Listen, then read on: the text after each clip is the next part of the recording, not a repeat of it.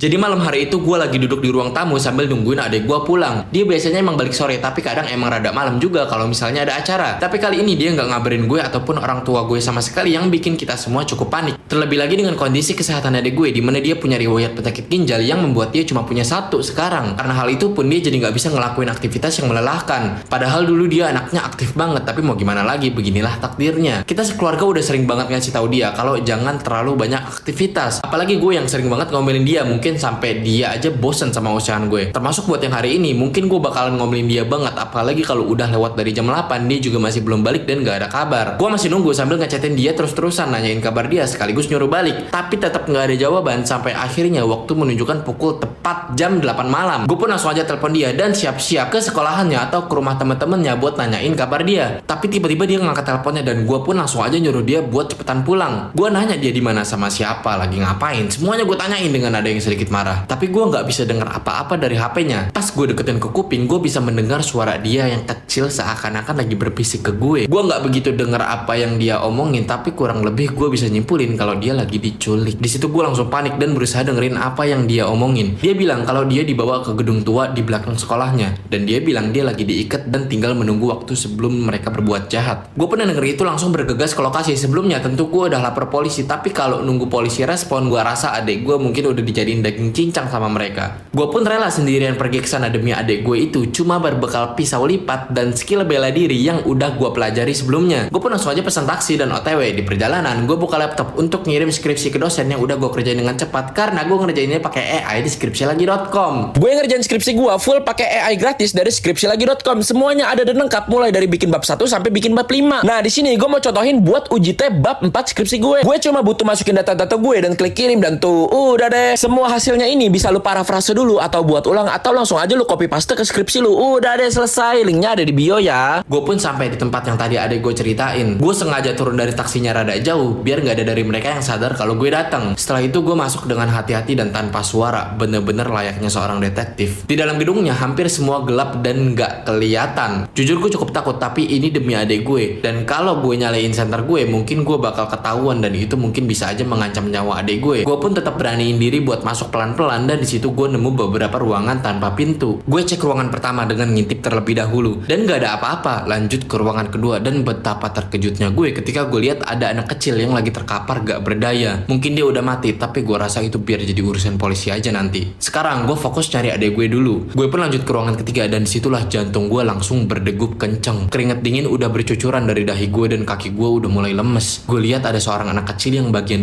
udah kebuka lebar dan organ di dalamnya udah hilang.